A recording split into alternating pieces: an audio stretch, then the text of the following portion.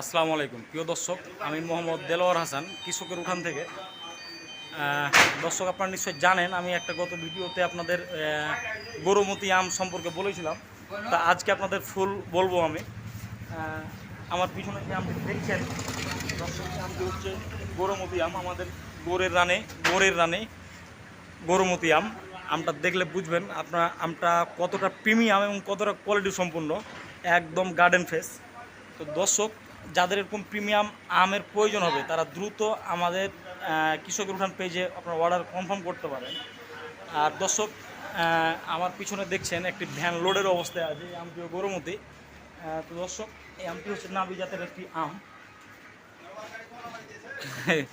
ভাইরে ভাই, মানে কি বলবো, আমটি দেখলে আমার বলার মতো কিছু নেই, আপনারা দেখলেই বুঝবেন আমটি কী কোয়ালিটির।